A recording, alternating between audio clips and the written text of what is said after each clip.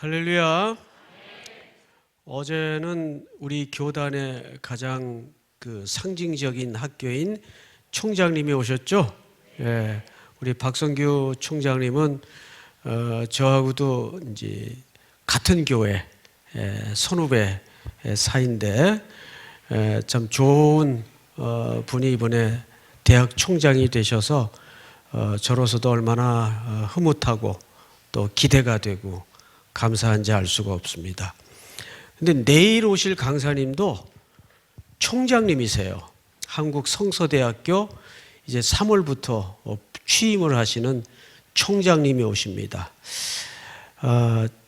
저는 내일 오시는 분에 비하면 진짜 지푸라기 같은 존재일 정도로 내일 오시는 목사님은 정말 놀라운 메신저입니다. 대학 교회에 담임으로 계시다가 워낙 탁월하셔서 24년을 역임한 총장님이 이제 내가 내려놔도 되겠다 해서 이번에 오시는 분이 총장으로 내정이 되셨어요. 그래서 이미 총장 업무는 시작하셨고 이제 취임은 3월 달에 하실 텐데 어쩌다 보니까 제가 이 양 총장 사이에 낑겨가지고 뭐 샌드위치처럼 어떻게 해야 될지 모르겠네요.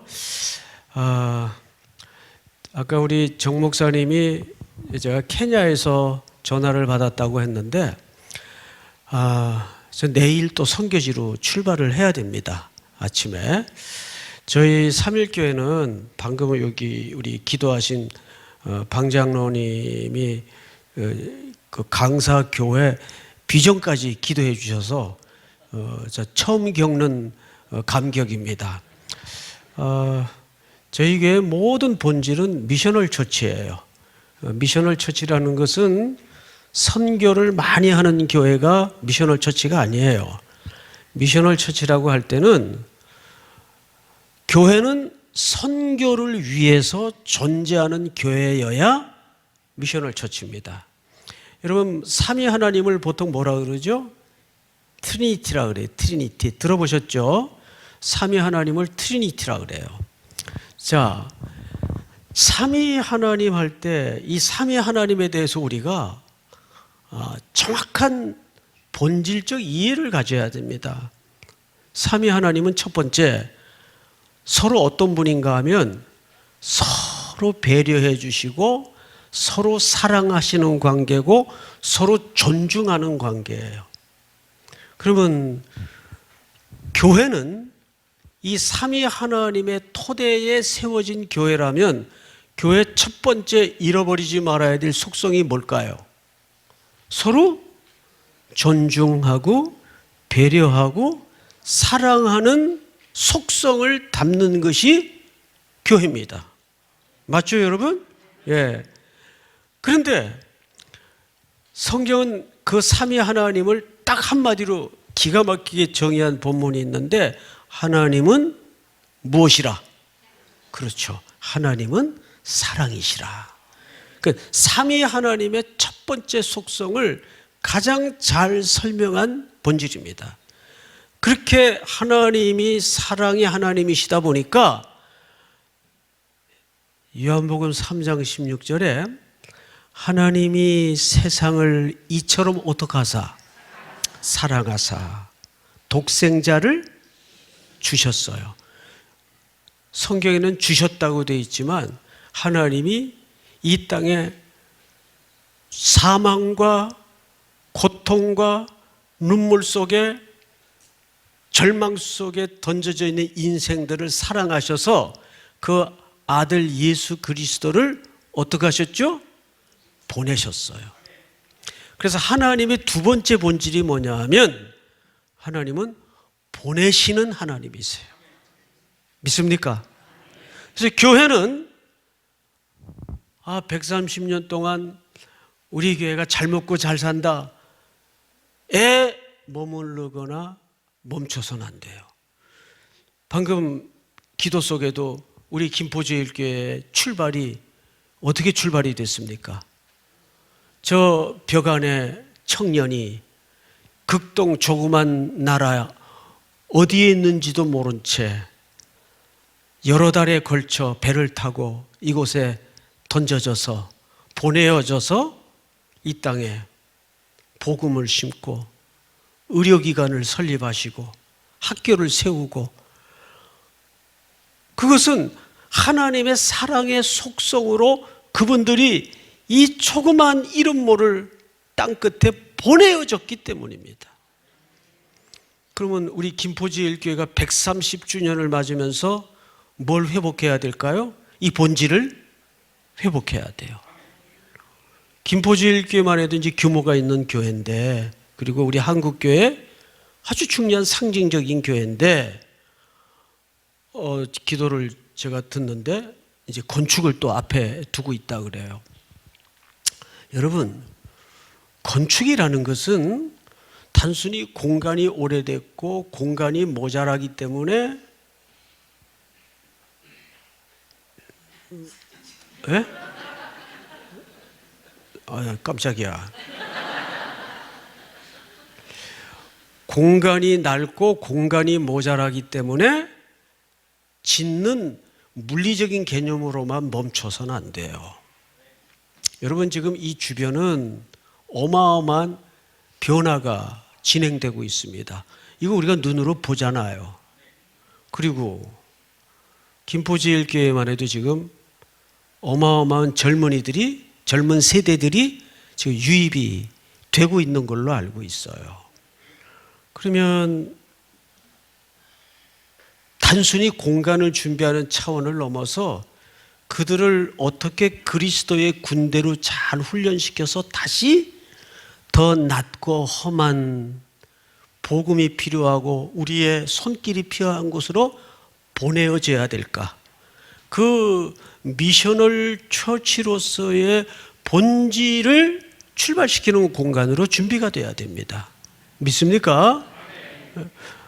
단순히 공간 모자라고 시설이 낡았으니까 라는 차원에 머무른다면 건축은 진짜 의미가 없어지는 거죠. 그래서 삼위일체 하나님의 속성은 사랑의 하나님이시다. 교회는 이걸 닮아야 되는데 그 하나님은 그 사랑을 어떻게 액션하셨죠? 보내는 것으로 행동하셨습니다.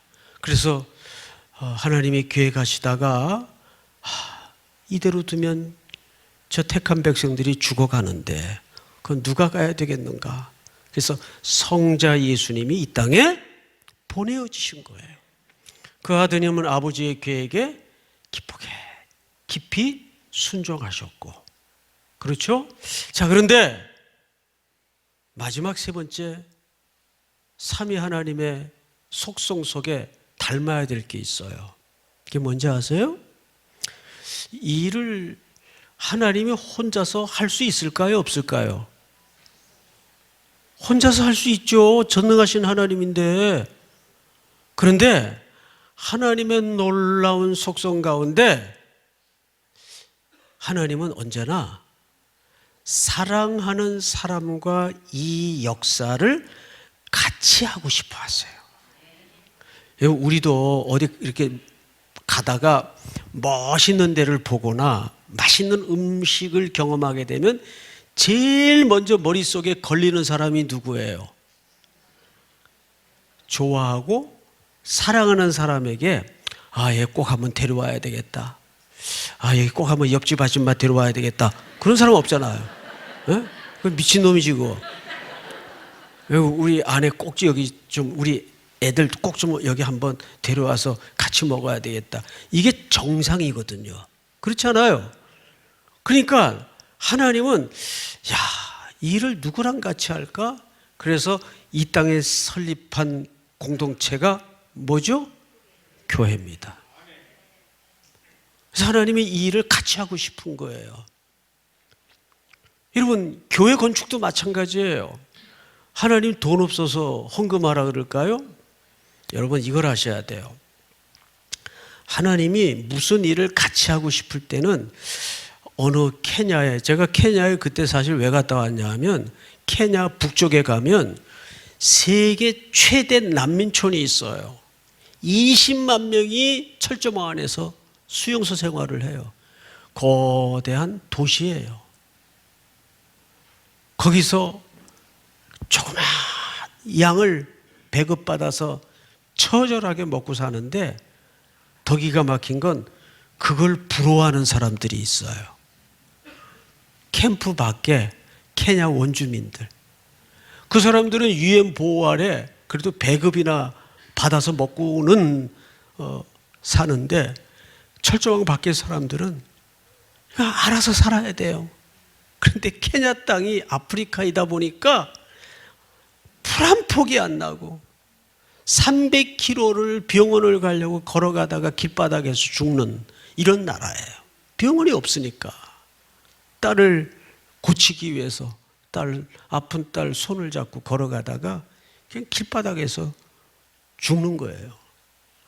그런 곳에를 애끓는 마음으로 현장을 보니까, 그래서 우리 삼일교회 청년들 성도들은 여름 겨울이 되면 아예 캐리어 가방 다 싸놓고 살아요. 그래서 어디 간다 그러면 그거 탁 들고 그냥 목류병 환자들처럼 그냥 잠자다가도 그냥 선교 또 도와줄 때 출동하는 겁니다. 직장 다니는 청년들이 그 휴가를 얼마나 금쪽 같은 시간인지 아시죠? 부모님들. 근데 1년에 그 금쪽 같은 휴가를 다 선교에 써요. 그리고 교회가 무슨 재정을 대주는 것도 아니에요. 자기가 돈 내서 자기 비행기 값 내가지고 다 써요. 가서. 그래서 연인은 한 7,000명이 선교지를 나갑니다. 연인은 제 통계를 내보니까.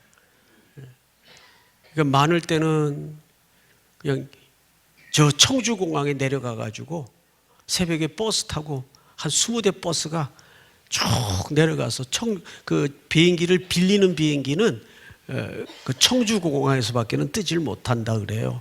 거기서 비행기들을 타고 그렇게 선교지를 날아다닙니다. 우리 김포제일교회는 그거보다 더 은혜를 복되게 갚아야 되지 않을까요? 세 가지를 기억하세요. 하나님은 어떤 하나님이시다? 사랑의 하나님이시다. 두 번째, 그 사랑의 하나님은 이 세상을 이처럼 사랑하사 아들을 어떻게 하셨어요? 보내셨어요. 그래서 교회는 이 보내어지는 공간이어야 됩니다. 예? 자꾸 하나님이 주시는 은혜를 나 혼자 잘 먹고 잘 살고 고여놓는 공동체가 돼서는 안 돼요. 쏟아내고 흘려보내고 나누고. 저희 교회는 금기어가 하나 있는데 돕는다는 표현을 일절 청년들에게 못 쓰게 합니다. 왜? 여러분 내게 있어야 돕죠. 다 받은 건데 생명도 받았고 시간도 받았고 은혜도 다 받은 건데 내게 어디 있어요? 내게 있을 때, 내가 생성될 수 있는 게 있을 때 우리는 준다 그러고 돕는다 그래요. 그럼 돕는다는 말을 못 쓰게 하면 무슨 표현을 쓰도록 하냐면 함께한다, 나눈다. 이 표현 외에는 못 쓰게 합니다. 근데 이 표현이 왜 중요한지 아세요? 사람의 언어 속에는 가치를 담아내요. 사고를 담아내요. 그래서 우리 김포제일교회도 앞으로는 돕는다는 말을 쓰지 말고 함께한다, 나눈다. 믿습니까? 네. 이제 130년이 됐는데 앞으로 새로운 100년은 주님 오시는 그날까지 땅 끝까지 그동안 우리에게 부어주신 은혜를 흘려보내고 함께하고 나누는 교회가 될 수 있기를 축원하고 축복합니다. 네. 이제 건축하다 보면 제일 걱정이 뭐예요? 우리 성도님들. 네, 네. 돈이죠? 네. 이건 현실이니까. 근데 제 조그마한 경험을 하나 얘기할게요. 우리 그때 정원남 목사님이 그때 건축할 때 계셨나요? 네, 안 계셨죠. 건축하고 나서 왔죠. 아마 지금 영화부 담당하시는 전도사님은 그때 아마 건축할 때 있었을 거예요. 아마 그때 있었을 것 같아요. 어디 계세요? 안 보이네. 뒤에 계세요? 97년도에 교회를 건축을 시작했어요. 우리 남자분들 하면 97년도 하면 뭐 생각나는 거 없어요? 그렇죠. 근데 장로님들 IMF 때 이자 몇 프로 썼는지 기억나세요? 20%. 20% 이자가 제1금융권 이자가 20%를 썼어요. 안 놀래시네요? 여러분, 그때 제가 섬기던 교회 규모가 그저 우리 김포제일교회 정도 됐어요. 그때 97년도에. 근데 목사를 잘못 만나가지고 금식하고 기도한 끝에 11월 달에 딱 기공 예배를 드리고 건물을 헐었는데 다음날 조간신문 보니까 뭐 IMF가 터졌다 그래요. 난 처음 듣는 표현이니까 그럼 뭐 나라가 좀 더 조금 어려워졌나 보다 그러면서 뭐 대한민국이 뭐 어렵지 않았던 적이 언제 있냐, 늘 어렵지. 그리고 치웠어요.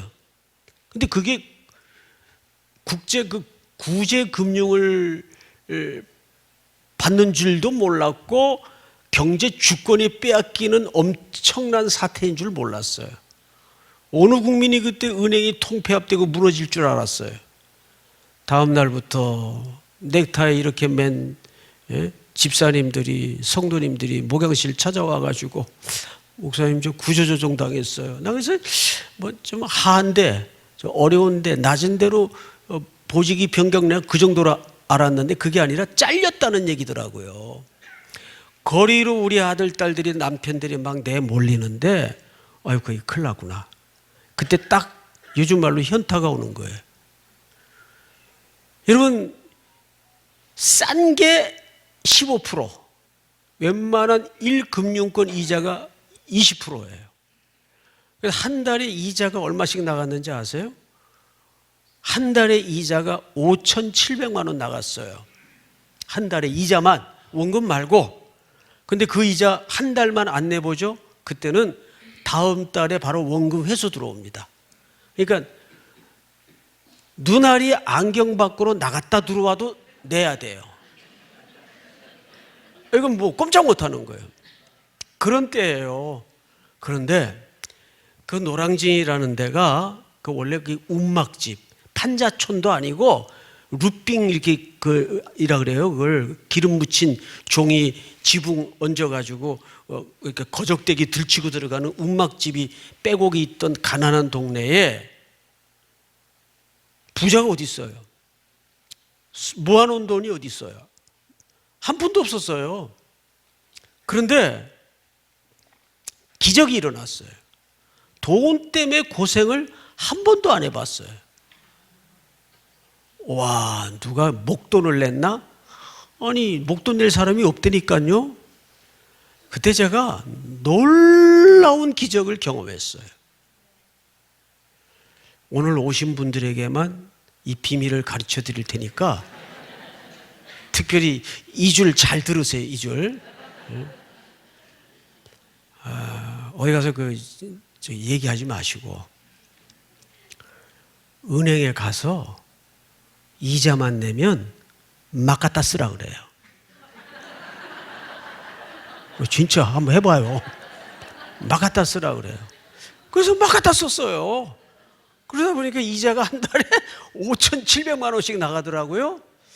그런데 그때 제가 이렇게 띵 하고 깨달은 게 뭐냐면 돈이라는 거는 갖다 맡긴 놈이 임자가 아니고 쓰는 놈이 임자구나. 맞아요? 틀려요? 맞습니다. 예? 아니 뭐 예를 들어서 어디 내 땅 몇십만 평이 있다? 어디 은행에 내 예금 몇백억 있다. 그러면 그거 뭐 매일 가서 새끼 뜯어먹고 있을 거예요. 몇십만 평이 있으면 그 땅에 매일 가서 뒹굴고 거기서 잘 거예요. 예? 내가 몸뚱이 누일 공간은 한 2평이면 돼요. 그냥 어디 있다 뿐이에요. 근데 그걸 누가 다 갖다 쓰냐 하면 송 목사가 다 갖다 쓰더라고요. 예? 급하니까. 그때는 뭐 날아가는 돈도 잡아챌 정도로 돈이 급할 때니까. 그래서 막 갖다 썼어요. 그랬더니 이자가 어느새 5,700만 원씩 나가더라고요. 그런데 또 하나 비밀을 알았어요. 교회 부채는 2가지만 있으면 돼요. 그럼 저절로 갚아져요. 교회 부채는. 첫째, 하나님의 은혜. 2번째, 시간. 교회 부채는요, 시간만 지나면 갚아져요. 그 사이 예수님 오시면 제일 좋고.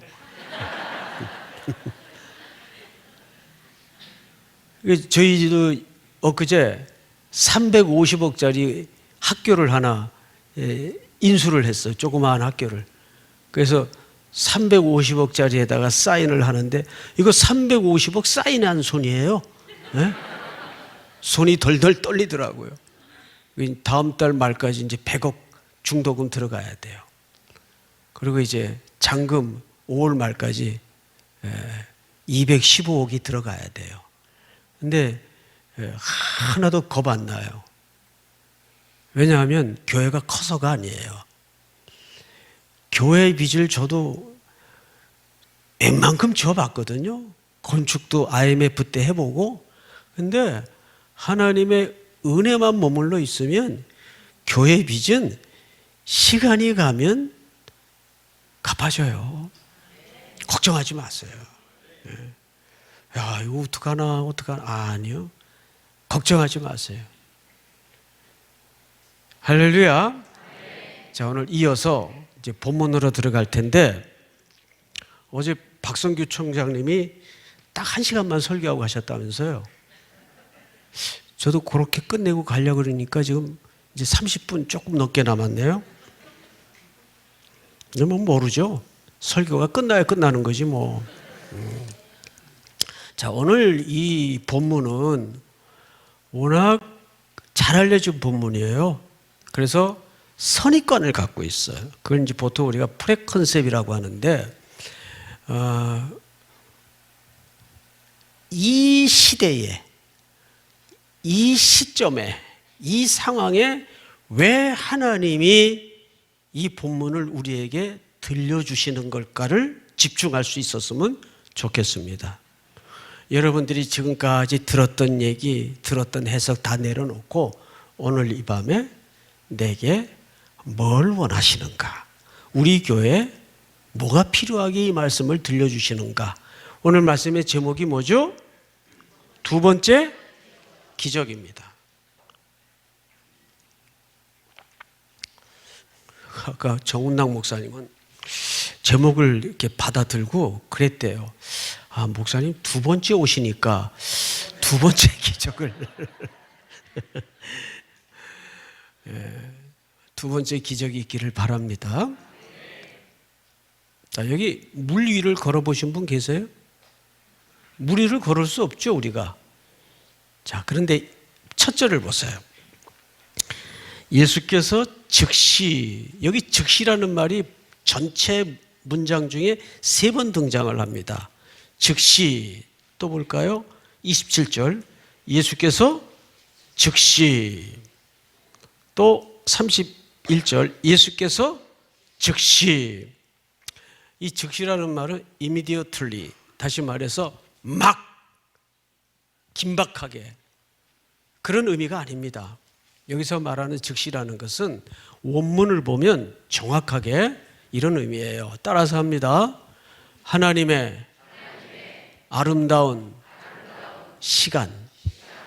그러니까 하나님의 아름다운 시간이라는 것은 더 이상 손댈 것 없이 적확한 시간이라는 뜻입니다. 여러분, 하나님은 늦는 법도 없고 서둘러 일찍 역사하시는 법도 없어요. 하나님의 역사는 언제나 정확합니다. 믿습니까? 네. 자, 열처녀가 신랑을 맞으러 나갔었어요. 그렇죠? 근데 열처녀가 밤이 깊어지자 다 졸았습니다. 근데 성경은 왜 졸았다고 쓰여 있냐면 신랑이 더디옴으로 그랬어요. 그 말은 바로 합시다. 신랑이 더디 온 거예요? 신랑이 제 시간에 온 거예요? 그렇죠. 더디라는 느낌은 누구 입장에서? 기다리는 자의 입장에서. 신랑은 자기 시간에 온 거예요. 맞아요? 틀려요? 맞습니다. 그러니까 하나님의 역사와 손길과 경영을 통해서 교회를 이끌어 가실 때도 하나님은 언제나 정확하게 오세요. 정확하게 도우세요. 여러분, 그 사실을 믿으시기 바랍니다.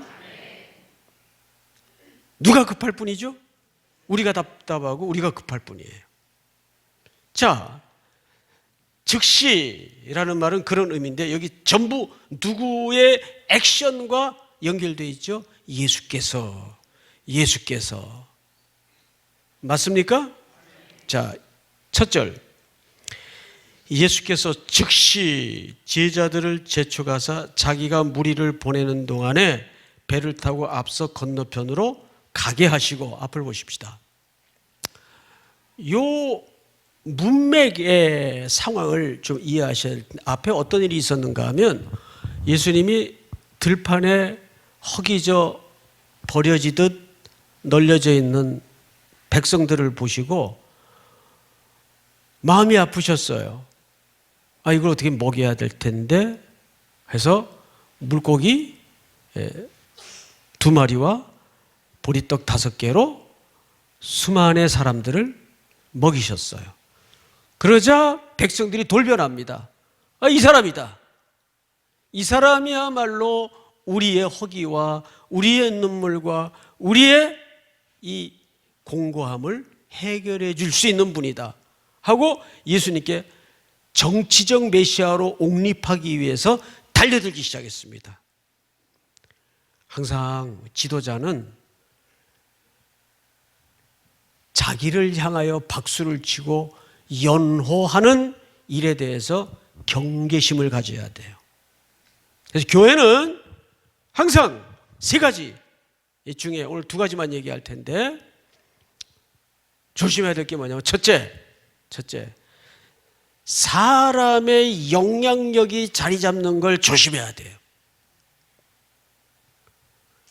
세월이 가다 보면 영향력이 생겨요. 그래서 연말 같은 때 뭐 부서 이동을 시키거나 또 보직 변경을 하려고 그러면 꼭 이런 케이스가 나와요. 목사님한테 막 달려와가지고 찾아와서, 아이 목사님, 이분 우리 부서에 없으면 안 돼요. 그런 불신앙적인 소리가 어디 있어요? 왜 안 돼요? 그 사람 때문에 안 되는데. 네? 그래서 저희 교회는 무조건 3년 이상 한 자리에 못 있습니다. 아무리 유능해도 거기에 전문가라도 한 자리에 못 있게 이게 교회 규칙으로 만들어 놨어요. 왜? 교회가 한 사람에게 영향력이 집중되면 얼마나 공동체가 위험해지는지를 저희 교회는 겪었기 때문에 그래요. 그래서 한때 한국교회는 이런 농담이 있었어요. 제가 있던 교회에서 성부, 성자, 성령, 담임 목사. 에? 이게 한국교회 조크였어요. 그러니까 담임 목사마저도 교회에서 어떤 사람의 영향력을 발휘하려고 해서는 안 돼요. 당연히 장로님들도 마찬가지고. 그래서 피차 이거는 서로 조심해야 돼요. 그 사람 우리 부서 안 계시면 큰일 나요. 아니, 교회 주인이 누군데 큰일 나요? 하나님이신데. 믿습니까? 또 하나 중요한 게 뭐냐면 숫자로 일하려는 모든 의도를 하나님은 철저히 싫어하십니다. 야, 우리 교회가 지금 이 정도 되니까 이제 예배당 건축해 놓으면 한 2,000명, 3,000명쯤 모이겠지? 그러면 헌금 수입은 얼마나 들어오고 뭐든지 할 수 있겠다. 아니요. 그게 망할 생각이에요. 교회는 1서부터 100까지 은혜로만 가게 돼 있어요. 리더십은 이 부분에 대해서 조심해야 돼요. 첫째, 뭘 조심하라? 사람의 영향력이 자리 잡는 것을 조심해라. 오래된 교회일수록 이런 도드라짐이 얼마나 많은지 몰라요. 예? 내가 이 교회 몇 대째 지금 집안, 몇째 때 뿌리 있는 집안인데 나를 뭘로 보고 말이지? 뭘로 보긴? 죄인으로 보죠. 교회는 두 종류밖에 없어요. 용서받은 죄인과 용서받지 못한 죄인. 여기에 비껴서 있는 사람 있으면 손 들어보세요.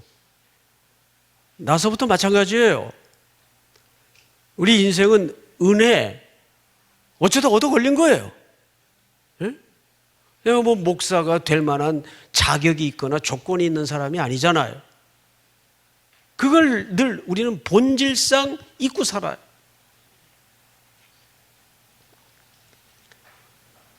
자, 여기에도 보면 예수님이 제자들에게 야, 내가 이 사람들 돌려보내야 되겠다. 그러니까 너희들은 먼저 저 바다 건너편으로 배 타고 건너가 있으라. 자, 이게 평범한 이야기인데 여기서 깊은 메시지가 있어요. 이 뱃길은 누가 가라고 명하신 뱃길입니까? 그렇죠. 근데 가다가 뭘 만나요? 풍랑을 만나요. 우리가 하나님의 뜻대로 한다고 좀 어려운 일에 부딪히면 그러니까 우리가 이거 하지 말라 그랬잖아. 아니요. 여러분, 어려운 일일수록 하나님의 뜻이 확실해요. 왜? 사탄이 그거 두고 못 보거든. 그러니까 어떻게 하든 자꾸 들쑤셔가지고 사탄이 팔짱 끼고 가만히 있는 게 아니라 방해를 한다고요.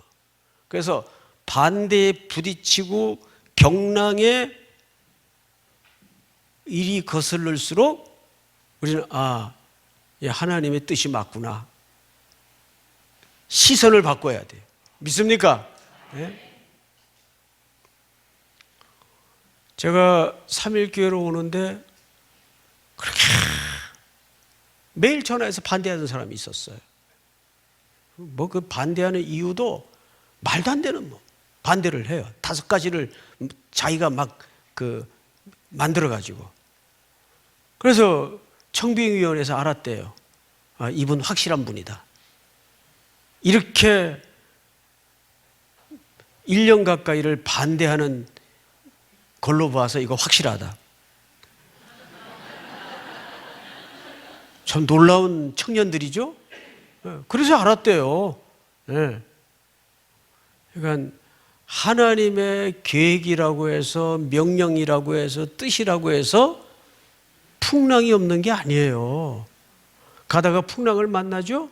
이 뱃길은 제자들이 지들끼리 으쌰으쌰 해가지고 야, 저 건너편에 뭐 있나 우리 가보자. 그래서 떠난 뱃길이 아니잖아요. 누가 명령한 뱃길이에요? 네, 가다 풍랑을 만나요. 자, 여기 혹시 풍랑 만난 배 타보신 경험이 있는 분 한번 손 들어보세요. 나 풍랑 만나가 죽을 뻔했다, 배 타다가. 없으면 말을 하지 마세요. 저는 진짜 죽을 뻔했던 일이 한 번 있어요. 저쪽 교회에 있을 때인데 제가 참 존경하는 총회장님 출신이 한 분 계세요. 박유한 목사님이라고. 이분은 정치인이 아니에요. 근데 하도 이쪽 저쪽이 싸우니까 이 결판이 안 나니까 그러면 이분이 이번에 한 텀 하시면 나도 포기할게, 우리도 포기할게, 이래가지고 가만히 있다가 진짜 얻어 걸린 분이에요. 그래서 얼떨결에 총회장이 된 거예요. 박유한 목사님이. 그분은 정치인도 아닌데. 그리고 1년, 그 총회장이 1년 하는 거거든요. 1년 딱 끝내고 뒤도 안 돌아보고 저 남쪽에 그 전라도 그 토말이라는 데가 있는데 거기 가면 그 우리나라 남해안이 얼마나 아름답습니까? 올망졸망한 섬들이 빼곡히 들어서 있는데 거기 예수 믿는 사람들이 있는데 교회가 없는 데가 대다수예요. 그 이분이 조그만 나뭇잎 같은 배를 하나 방주호라고 구입해 가지고 그 선착장에다 띄워놓고 그 섬을 다니시는 거예요. 예배 인도하러. 그러니까 거기 교회가 없으니까 뭐 이 배가 가서 주일을 인도해야 그날이 주일이에요. 월요일 날 도착하면 월요일이 주일이 되는 거예요. 자, 그러면 주일 성수는 그럼 그거 아니지 않느냐? 그 말은 바로 합시다. 월요일은 누구의 날이에요? 예? 목사님이세요? 예, 월요일은 누구 날이에요? 화요일은? 수요일은? 옳지. 목요일은? 금요일은? 토요일은? 일요일은? 에브리데이.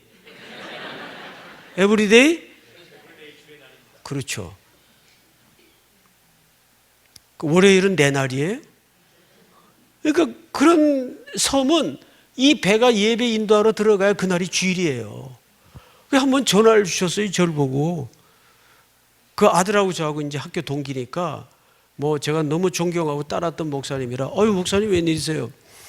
한 3일 좀 시간 내지. 왜요? 저는 전혀 묻질 않아요. 알겠습니다. 어디로 갈까요? 근데 전라남도 그때 토말로 내려오래요. 그래서 난 뭐 하는지도 모르고 또 꼴에 또 바바리 코트를 입고 세상에. 그때 사진 찍은 거 보면 바바리 코트 입고 있더라고요. 하얀색을.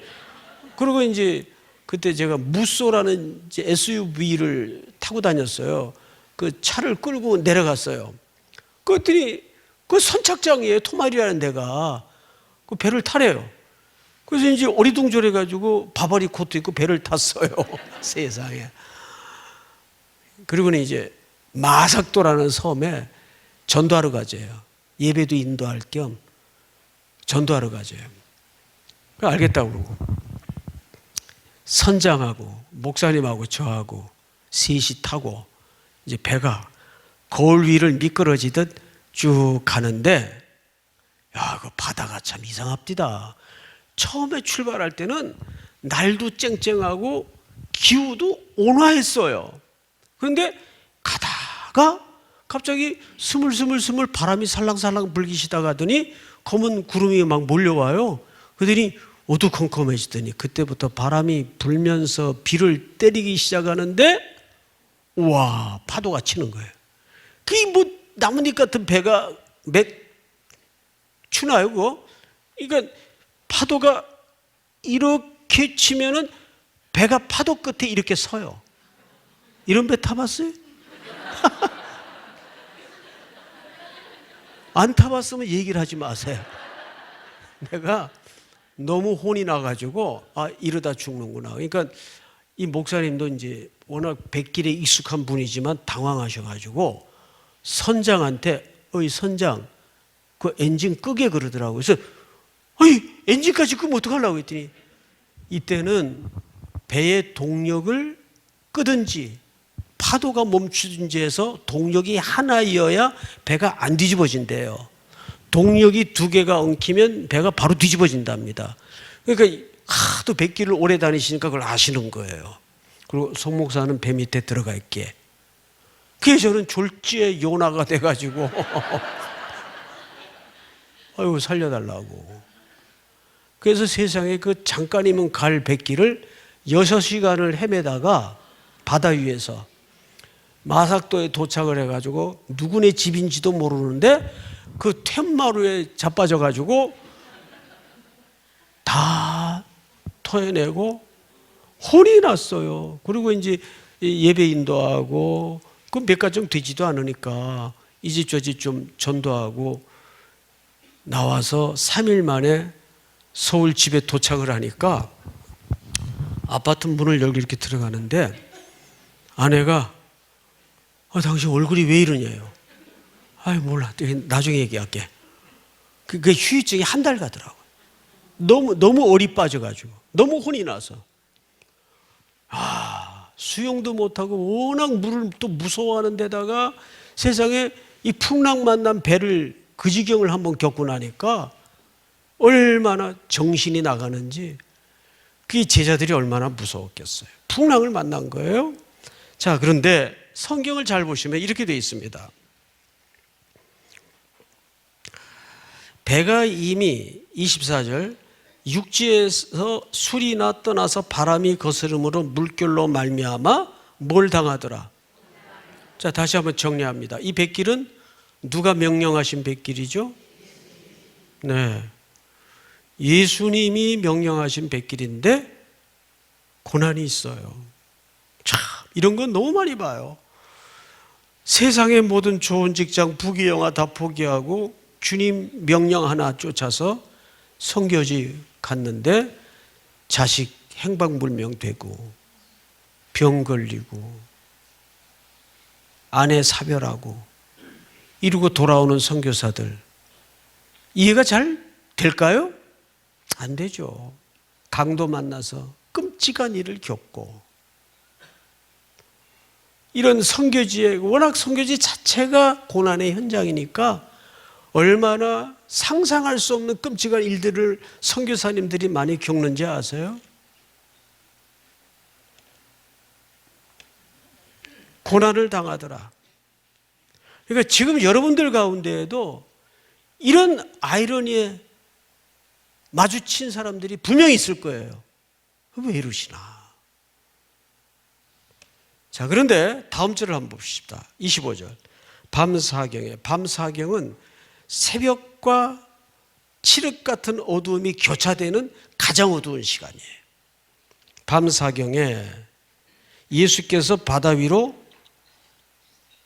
걸어오심을 보고 놀라 뭘로 봤죠? 유령. 여기 유령이라고 썼는데 말인즉슨 그냥 귀신이다 하고 소리 지른 거예요. 왜 이럴 수밖에 없는가 하면 믿음이 없어서가 아니라 이스라엘의 고대 사람들의 이 사회적 통념을 좀 이해하셔야 됩니다. 고대 사람들은 성경에 보시면 대체적으로 악하고 더러운 귀신과 영들이 주로 밤중에 어디서 올라온다고 되어 있어요? 바다에서 올라옵니다. 계시록 같은 데도 보면 그 용이 어디에서 올라와서 모래밭에 서죠? 바다에서 올라옵니다. 이게 유대인들의 컨셉이에요. 당연히 날은 짙은데 캄캄한데 바다에서 시커머리한 게 철벅 걸어오니까 당연히 뭘로 바뀌었어요? 귀신이다. 이건 믿음의 문제가 아니에요. 귀신으로 봤어요. 자, 그런데 27절 같이 한번 읽어보십시다. 시작.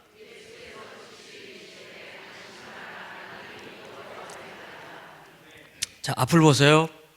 지금부터 제가 지금까지는 2D로 설명을 했다면 지금부터는 4D로 설명을 할 테니까 잘 보셔야 돼요. 앞을. 이 강대상이 이제 고난 당한, 이거 움직이지 않는구나. 고난 당한 제자들이 탄 배예요. 근데 이제 저 피아노 쪽에서 예수님이 물 위를 걸어오시는 거예요. 그러니까 제자들이 뭐라고 소리 질렀다고요? 귀신이다. 이 귀신이라는 의미는 왜 이렇게 소리 질렀는지 우리가 알았어요. 이것이 그 당시 사회적 통념이었구나. 그런데 얘들아, 나다. 걱정하지 마라. 그러면 저 같아도 아유 깜짝이야. 선생님이셨군요. 그럴 텐데 여기 보시면 이렇게 돼 있어요. 28절. 베드로가 대답하여 이르되 주여 만일 주님이시거든 나를 명하사 물 위로 오라 하소서. 이 배씨가 뭐라고 얘기를 했는가 하면 정말 주님이 맞다면 나를 명해서 걸어오라고 해보십시오. 더 웃기는 분이 예수님이에요. 그럼 와라. 이렇게 된 거죠. 자, 이 지금 강대상은 누가 탄 배예요? 제자들이 탄 배예요. 그 베드로가 배에서 내려서 예수님에게로 갔어요, 안 갔어요? 그러면 갔다는 말은 물 위를 어느 일정 거리까지는 걸어갔다는 얘기예요. 맞습니까? 안 맞습니까? 여기 물 위로 걸어본 분 계세요? 중력의 법칙을 거스를 수 있나요? 자, 그런데 이론적으로는 물 위를 걸을 수 있다 그래요. 이론적으로는 앞발 빠지기 전에 뒷발 빼고 뒷발 빠지기 전에 앞발 빼고. 근데 그걸 이제 말장난이라 그러지. 예? 이론적으로 걸을 수 있어요, 없어요? 안 되죠. 그런데 베드로는 어쨌든 저 배에서 내려가지고 여기까지 걸어왔어요. 자, 이거 몇 번째 걸은 거예요? 첫 번째 걸었어요. 근데 요 지점에서 빠져들어갑니다. 갑자기 잘 걸어왔다가. 뭐 때문에 빠졌다고 성경이 되어 있나 한번 읽어보세요. 뭐 때문에 빠졌어요? 바람을 보고 무서워하여 빠져가는지라. 그때 예수께서 여기서 즉시 손을 내밀어 잡아챕니다. 그렇죠? 그리고 꾸짖어요. 뭘 꾸짖어요? 믿음이 적은 자들아, 왜 의심하였느냐? 그러면 저기서 배에서 내려가지고 여기까지 온 것도 어쨌든 간에 믿음입니까? 아닙니까? 믿음이죠. 이게 1차적인 믿음이에요. 근데 그 믿음은 바람 불자 한 방에 빠져들어가는 믿음이에요. 어쩌면 좋아요? 예? 그래서 예수님이 잡아챘어요. 자, 성경을 다시 보십시다.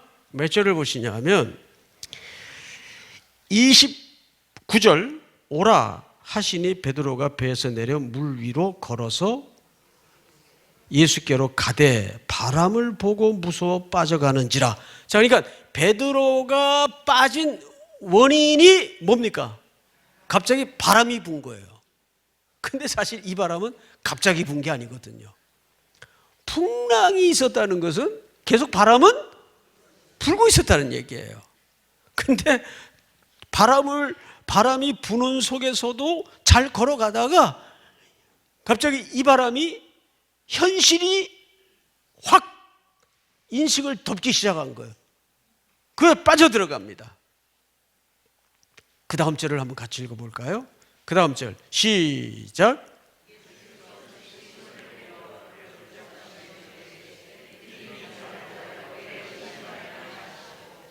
그리고 남자분들만 그 다음 절 시작.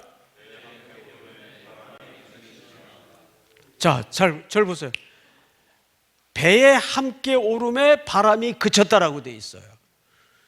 그러면 저 배까지 베드로는 걸었다는 얘기, 안 걸었다는 얘기예요? 그렇죠.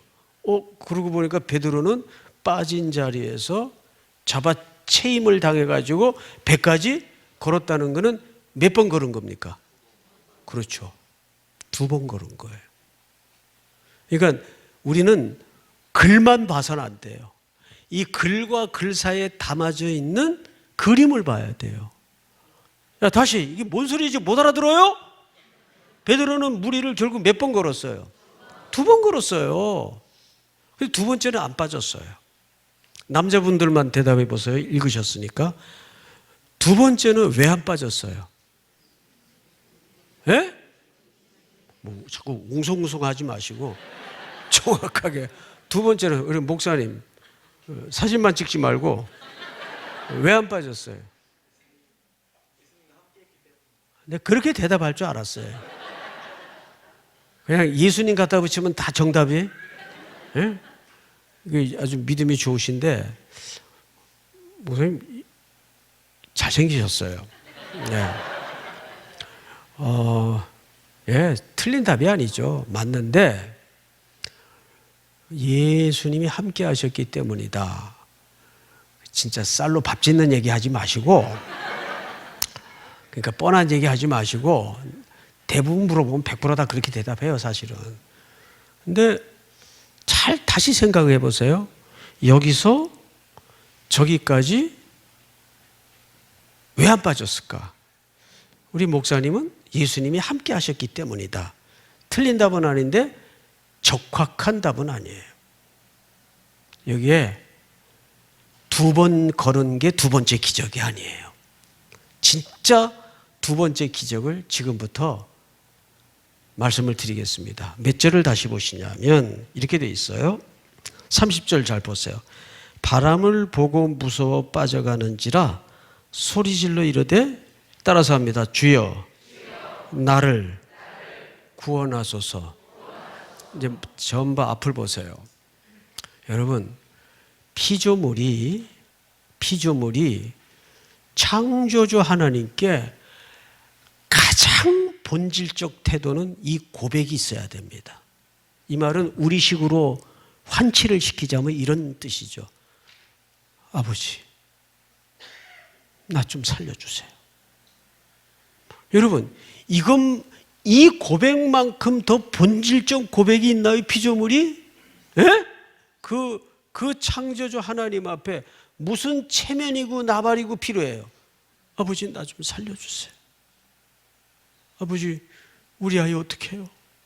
제가 미국에 있을 때인데 새벽 1시인가 2시에 전화가 왔어요. 그 시간에 오는 전화는 두 가지예요. 에머전시 아니면 또 하나는 한국에서 누가 시간 계산 잘못해가지고 그냥 아무 때고 전화할 때. 그래서 이제 놀래가지고 새벽 2시니까 헬로 받았는데, 목사님 큰일 났어요. 좀 살려주세요. 지금 주무실 때예요. 그럼 2시에 자지. 오늘 너무 어처구니가 없어가지고 누구예요? 그랬더니 제가 있던 교회 여집사님인데 아들이 너무너무 황당한 짓을 해가지고 지금 철창에 들어가 있다는 거예요. 엄마니까, 엄마만큼 절박한 사람이 있을까요? 그 상황에서 우리 애 좀 살려주세요.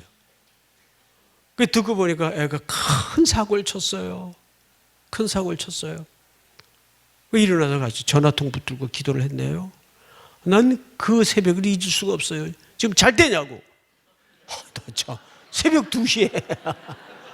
에? 엄마니까.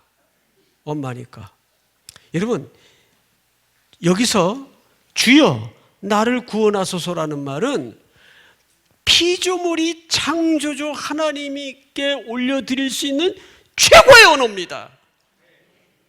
이상 해답이 있어요? 예? 하나님 앞에서는 모양 갖추고 폼 잡는 게 신앙이 아니에요. 하나님 앞에서는 이 고백이면 다 돼요. 아버지, 나 좀 살려주세요. 교회도 그런 절절한 긍휼을 입는 마음으로 건축을 해야 돼요. 저는 사실 이 찐득한 고백을 우리 딸한테 배웠어요. 제가 미국에 충영교회 부목사 생활을 하다가 미국에 건너갈 때 저희 지금 첫 아이가 그때 막 걸음마 겨우 뛸 때인데 이제 걔 하나였어요. 그때는 데리고 건너갔는데 이제 저는 공부를 하러 갔으니까 학교에 이제 입학을 하게 됐죠. 침례교 신학교에 입학을 해보니까 그때 우리나라에서 구경도 할 수 없었던 무슨 자판기 같은 거를 놓고 학생들이 다 공부를 하는 거예요. 옆에 봐도 그게 있고 이쪽으로 봐도 그게 있고, 알고 봤더니 그게 노트북이에요. 노트북. 예? 근데 한국에는 그때 노트북이 안 나올 때입니다. 맥북은 아예도 없었고 세상에. 그래서 그거 얼마냐 그랬더니 그때 돈으로 90년대 초인데 4,000불. 4,000불이면 한 5, 600만 원 합니다. 예? 그 정도 비싸더라고요. 그런데 학생들이 그걸 다 갖고 이제 그때는 플로피 디스크를 포맷해 가지고 그거 놓고 복사해서 나중에 집으로 돌아갈 때 그걸 다 카피해서 하나씩 들고 돌아가더라고요. 미처 못 받아 적은 애들은. 근데 나는 그것도 없지, 영어도 안 들리지. 그래서 막 손으로 받았었어요. 그걸 가지고 집에 가서 정리를 하려니까 정리가 되겠어요, 안 되겠어요? 내가 뭔 소리를 써놨는지도 이걸 또 해석을 해야 되니까. 예? 야, 이걸 아무래도 사야 되겠다 싶어가지고 이제 가격을 물어봤더니 그렇게 엄청나요. 그래서 뭐 돈이 없죠. 조금씩 모아가지고 결국은 처가댁 장학금을 좀 받아서 그거를 마련을 했어요. 그거를. 그때는 제일 좋은 노트북이 그 가운데 자판에 빨간 콩 있는 IBM 노트북이에요. 아니면 소니 노트북이고.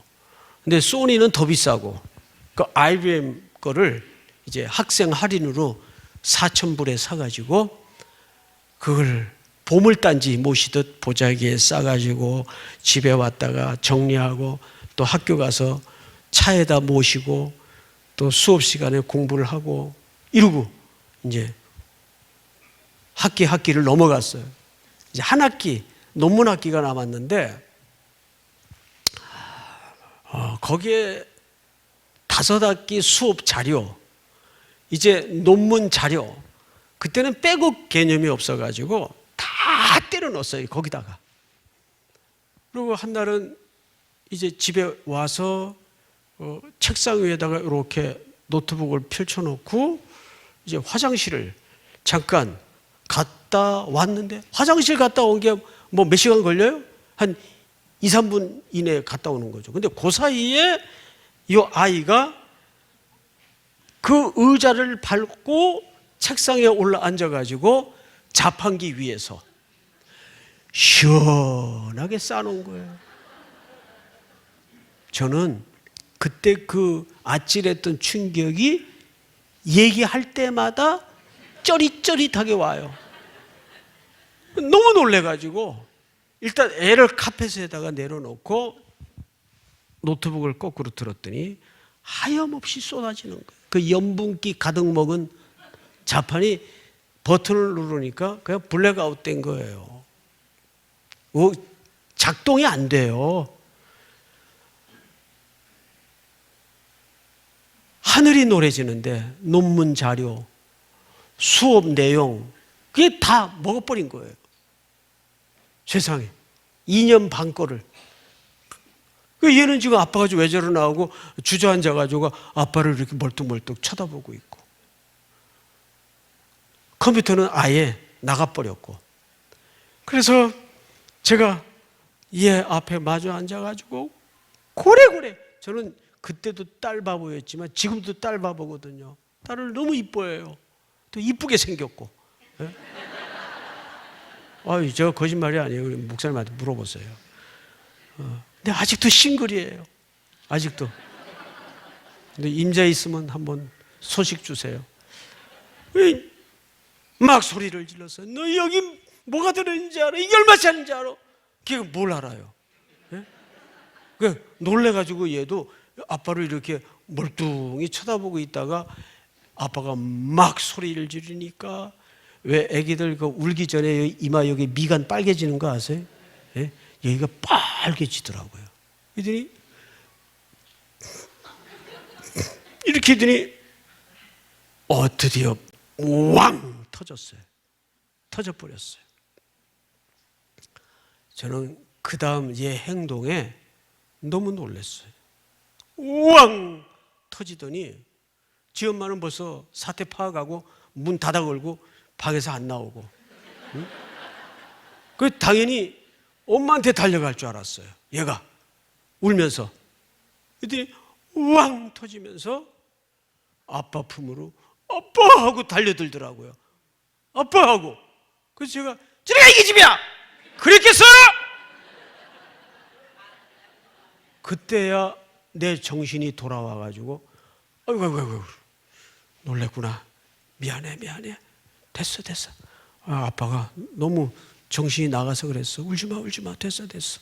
그때 이놈이 머리를 아빠 가슴에다 막 들이밀면서 깊은 울음을 삼키는데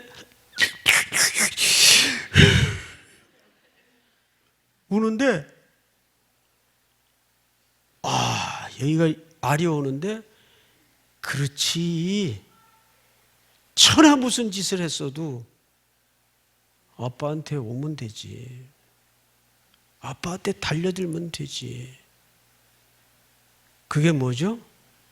그게 두 번째 기적이에요. 에? 그게 두 번째 기적이에요. 베드로는 여기서 자기도 모르게 주여 살려주세요. 나를 구원해 주세요. 이게 몇 번째 기적이라고요? 물 위를 두 번 걸은 게 두 번째 기적이 아니고 이게 두 번째 기적이에요. 이거 외에는 성도들에게 답이 없어요, 여러분. 네? 그 바람이 언제 그치던가요? 배에 오르고 나서야 바람은 그칩니다. 그러면 바람은 여전히 불고 있었다는 얘기예요? 안 불고 있었다는 얘기예요? 불고 있었죠. 상황은 달라진 게 없어요. 할렐루야. 이제 우리가 대역사를 앞에 두고 이런저런 바람이 불 거예요. 걱정하지 마세요. 온 교회가 목사님과 함께 우리 장로님들과 함께 그래도 여기가 근본이 있고 뿌리 있는 교회 아니에요. 그 뿌리는 전통이 뿌리가 되어서도 안 되고 우리는 하나님의 은혜밖에 없다. 이게 뿌리가 돼야 돼요. 교회 토대가 뭐예요? 역사가 아니에요. 시간이 아니고 세월이 아니에요. 하나님의 은혜. 이게 교회의 토대가 돼야 됩니다. 할렐루야. 오늘도 여러분 축복하고 축원하옵기는 우리 김포제일교회는 이 두 번째 기적을 앞으로 대역사를 이어나갈 때 이거 외엔 답이 없다는 것을 고백하면서 하나님이 우리에게 일을 맡기실 때는 사실은 그 눈에 보이는 물리적 공간을 만들려고 맡기는 게 아니라 우리를 만들어가는 겁니다. 여러분들은 보이는 성전을 짓고 하나님은 그 과정을 통해서 보이지 않는 하나님의 진짜 집을 지어갈 겁니다. 그게 뭐죠? 교회 건축하다가 다 복이 됩니다. 할렐루야. 다 복이 돼요. 왜? 여러분들은 보이는 공간을 짓지만 하나님은 여러분들을 만들어 가기 때문에 그래요. 근데 그게 뭐냐 하면 아버지 나 좀 살려주세요. 이번 건축 과정을 통해서 여러분들에게 그런 복이 만들어질 수 있기를 주님의 이름으로 축복하고 축원합니다.